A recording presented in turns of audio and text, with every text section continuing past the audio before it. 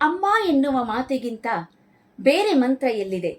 ಅದು ನೀಡುವ ಶಾಂತಿ ಕಾಂತಿ ಯಾವ ತಾರೆ ರವಿಗಿದೆ? ಎಲ್ಲರಿಗೂ ನಮಸ್ಕಾರ. ನಮ್ಮ ಶಾರದಾ ಕಲಾ ವೇದಿಕೆಯಲ್ಲಿ ನಮ್ಮ ವಿಷಯ ನಿಮ್ಮ ಮಾತು.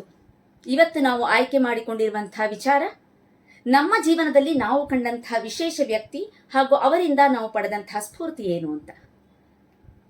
ನೋಡಿ, ಪ್ರತಿಯೊಬ್ಬರ ಜೀವನದಲ್ಲೂ ಕೂಡ ಮೊದಲ ಹೆಜ್ಜೆಯಿಂದ ಒಂದು ಶಕ್ತಿಯಾಗಿ, ಸಾಧನೆಯ ಮಾರ್ಗದಲ್ಲಿ ಒಂದು ಚೇತನವಾಗಿ, ಎಲ್ಲ ಸಮಸ್ಯೆಗಳಿಗೂ ಒಂದು ಪರಿಹಾರವಾಗಿ ನಿಲ್ಲುವುದೇ ಅವರ ತಂದೆ ತಾಯಿಗಳು. ಏನಂತೀರಾ? ನನ್ನ ಜೀವನದಲ್ಲೂ ಕೂಡ ನನಗೆ ಒಂದು ಸ್ಫೂರ್ತಿಯಾಗಿ, ಪ್ರತಿ ಹೆಜ್ಜೆಯಲ್ಲೂ ಕೂಡ ನನ್ನ ಜೊತೆಯಾಗಿ, ನನಗೆ ಶಕ್ತಿಯಾಗಿ ಇದ್ದಿದ್ದು ನನ್ನ ತಾಯಿ. ಇಷ್ಟಲ್ಲದೆ ಹಿರಿಯೋರು ಹೇಳ್ತಾರ, ಮನೆಯೇ ಮೊದಲ ಪಾಠಶಾಲೆ, ಜನನಿ ತಾನೇ ಮೊದಲ ಗುರುವು.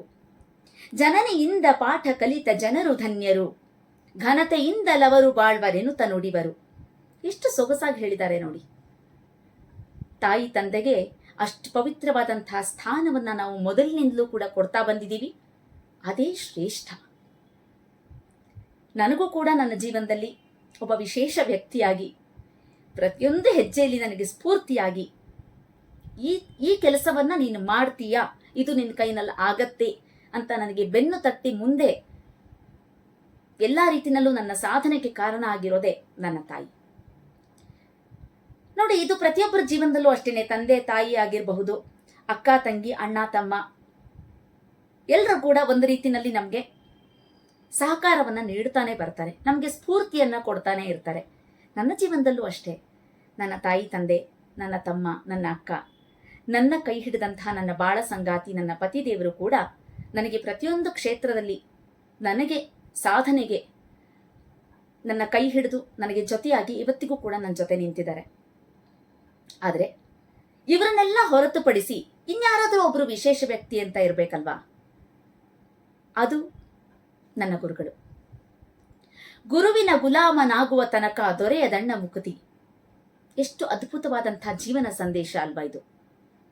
ಮುಂದೆ ಗುರಿ ಇರಬೇಕು, ಹಿಂದೆ ಗುರು ಇರಬೇಕು, ಆವಾಗಲೇ ಜೀವನ ಸುಂದರ ಅಲ್ವಾ? ನಾನು 6ನೇ ತರಗತಿ ಓದ್ತಿರ್ಬೇಕಾದ್ರೆ ನನಗೆ ಒಬ್ರು ಗುರುಗಳು ಬಂದರು. ನೋಡಿ, ನನಗೆ ಮೊದಲಿನಿಂದಲೂ ಅಷ್ಟೇ, ಸ್ಕೂಲಲ್ಲಿರಬಹುದು, ಕಾಲೇಜಲ್ಲಿರಬಹುದು, ಯೂನಿವರ್ಸಿಟಿನಲ್ಲಿರಬಹುದು, ನನಗೆ ಸಿಕ್ಕಿರುವಂತಹ ಗುರುಗಳು, ಲೆಕ್ಚರರ್ಸು, ನಾನು ಕಂಡಂತಹ ಶಿಕ್ಷಕರು ಅದ್ಭುತವಾದಂತಹ ಶಿಕ್ಷಕರು. ಅವರಿಗೆ ನಾನು ಧನ್ಯವಾದಗಳನ್ನು ಹೇಳಿದ್ರು ಕೂಡ ಸಾಲದು. ನನ್ನ ಸಾಧನೆಗೆ ಪ್ರತಿಯೊಬ್ಬರು ಕೂಡ ಕಾರಣರಾಗಿದ್ದಾರೆ. ನಾನು ಯಾರದ್ದು ಹೆಸರು ಹೇಳೋದಿಲ್ಲ, ಆದರೆ ಎಲ್ಲರೂ ಕೂಡ ನನಗೆ ಪ್ರತಿಯೊಂದು ಹೆಜ್ಜೆನಲ್ಲೂ ಕೂಡ ನನ್ನನ್ನು ಎತ್ತಿ ನಿಲ್ಲಿಸಿ ಯು ಕ್ಯಾನ್ ಡೂ ಇಟ್ ಅಂತ ನನಗೆ ಪುಷ್ ಮಾಡಿದ್ದಾರೆ. ಅದರಲ್ಲಿ ಒಬ್ಬರು ಗುರುಗಳನ್ನು ತೆಗೆದುಕೊಳ್ತೀನಿ ಇವತ್ತು. ನಾನು 6th ಸ್ಟ್ಯಾಂಡರ್ಡ್ ಇರಬೇಕಾದ್ರೆ ಅವ್ರು ನನಗೆ ಗುರುಗಳಾಗಿ ಬಂದರು. ಆಗ ಮರ್ಚೆಂಟ್ ಆಫ್ ವೆನಿಸ್ ಅಂತ ಒಂದು ನಾಟಕವನ್ನ ನಮ್ಮ ಕೈನಲ್ಲಿ ಮಾಡಿಸಿದ್ರು ಅವರು. ಅದರಲ್ಲಿ ಒಂದು ಪ್ರಮುಖ ಪಾತ್ರ, ಒಬ್ಬ ವಕೀಲ ಪಾತ್ರ ಇತ್ತು. ಆ ಪಾತ್ರವನ್ನ ಅವ್ರು ನನಗೆ ಕೊಟ್ಟರು. ನನ್ನ ಕೈಲಿ ಅದನ್ನು ಮಾಡೋದಕ್ಕಾಗತ್ತೆ ಅನ್ನುವಂಥ ನಂಬಿಕೆಯಾಗಲಿ ಅದು ಒಂದು ನನ್ನ ಇರಲೇ ಇಲ್ಲ ನನಗದು. ಯಾಕೆಂದ್ರೆ ನಮ್ಮ ಟೈಮ್ನಲ್ಲಿ ನಾವೆಲ್ಲ ಗೌರ್ಮೆಂಟ್ ಸ್ಕೂಲ್ನಲ್ಲಿ ಓದಿದ್ದು, ನಮಗೆ ಇಂಗ್ಲಿಷ್ ಮಾತಾಡೋದು ಅಂದ್ರೇ ಒಂದು ಕಬ್ಬಿಣದ ಕಡಲೆ. ಆದರೆ Radha, you can do it, you deserve this role ಅಂತ ಹೇಳಿ ಆ ಪಾತ್ರವನ್ನು ನನ್ನ ಕೈನಲ್ಲಿ ಮಾಡಿಸಿದ್ರು. ಅದು ಬಹಳ ಯಶಸ್ವಿಯಾದಂತಹ ಒಂದು ನಾಟಕ ಆಗಿತ್ತು ಅವತ್ತು. ಅದಾದ ಮೇಲೆ ನಾನು ಮತ್ತೆ ಹಿಂತಿರುಗಿ ನೋಡಲೇ ಇಲ್ಲ. ನೋಡಿ, ಪ್ರತಿಯೊಬ್ಬರಿಗೂ ಕೂಡ ಜೀವನದಲ್ಲಿ ಪ್ರೊಫೆಷನ್ ಮತ್ತೆ ಪ್ಯಾಷನ್ ಅಂತ ಇರುತ್ತೆ. ನನ್ನ ಪ್ಯಾಷನ್ ಏನು ಅಂದರೆ, ನನಗೆ ನಿರೂಪಣೆ ಮಾಡೋದು ಅಂದರೆ ತುಂಬ ಇಷ್ಟ, ಭಾಷಣ ಮಾಡೋದು ಅಂದರೆ ಇಷ್ಟ, ಯಾವುದಾದ್ರೂ ವಿಚಾರದ ಬಗ್ಗೆ ಒಂದು ಹೆಲ್ತಿ ಡಿಸ್ಕಷನ್ ಮಾಡೋದು ಅಂದರೆ ನನಗೆ ಬಹಳ ಇಷ್ಟವಾದಂಥ ವಿಚಾರ ಅದು. ಅದನ್ನು ನಾನು ಕಲ್ತಿದ್ದೆ ಅವರಿಂದ. ನಿನ್ನಲ್ಲಿ ಆ ಶಬ್ದ ಭಂಡಾರ ಇದೆ, ನಿನ್ನಲ್ಲಿ ಆ ಶಕ್ತಿ ಇದೆ, ಮಾತಾಡುವಂತಹ ಛಲ ಇದೆ, ಈ ಕ್ಷೇತ್ರದಲ್ಲಿ ನೀನು ಮುಂದುವರಿ ಅಂತ. ಆವತ್ತಿನಿಂದ ನಾನು ಇವತ್ತಿನವರೆಗೂ ಹಿಂದಿರುಗಿ ನೋಡಲೇ ಇಲ್ಲ. ಪ್ರತಿಯೊಂದು ಕಾರ್ಯಕ್ರಮದಲ್ಲೂ ಕೂಡ ನನಗೆ, ಪ್ರತಿಯೊಂದು ಸ್ಪರ್ಧೆಯಲ್ಲೂ ಕೂಡ ನನಗೆ ಫಸ್ಟ್ ಪ್ರೈಸೇ ಬಂದಿದೆ. ಅದಕ್ಕೆ ಕಾರಣನೇ ಅವರು. ಯಾಕೆಂದ್ರೆ ಪ್ರತಿ ಸಲ ಅವ್ರು ನನಗೆ ಸ್ಫೂರ್ತಿ ಕೊಡ್ತಾ ಇದ್ರು. ಈ ಥರ ಮಾತಾಡು, ನಿನಗೆ ಸ್ಟೇಜ್ ಫಿಯರ್ ಹೊರಟೋಗುತ್ತೆ, ಹೀಗೆ ಮಾಡು, ವಿಷಯನ ಈ ಥರ ಮಾತಾಡು ಅಂತ. ನಾನು ಇವತ್ತಿಗೂ ಅವ್ರನ್ನ ಬಹಳ ಸ್ಮರಿಸ್ತೀನಿ. ಬೇರೆ ಗುರುಗಳನ್ನು ಕೂಡ ತುಂಬಾ ಸ್ಮರಿಸ್ತೀನಿ. ಇವ್ರ ಬಗ್ಗೆ ಯಾಕೆ ಹೇಳಿದೆ ಅಂತಂದ್ರೆ, ಇವತ್ತು ನಾನು ಬಹಳಷ್ಟು ಕಾರ್ಯಕ್ರಮಗಳಿಗೆ ನಿರೂಪಣೆ ಮಾಡ್ತೀನಿ, ಭಾಷಣಗಳನ್ನ ಮಾಡ್ತೀನಿ.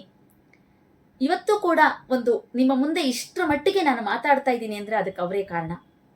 ಅವ್ರನ್ನ ನಾನು ಯಾವತ್ತೂ ನನ್ನ ಜೀವನದಲ್ಲಿ ಮರೆಯೋದಿಲ್ಲ. ಆದ್ರಿಂದ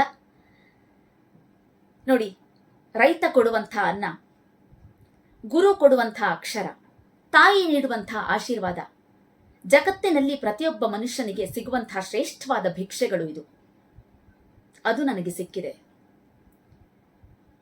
ಕೊನೆಯದಾಗಿ ಒಂದು ಮಾತು ಹೇಳ್ತೀನಿ.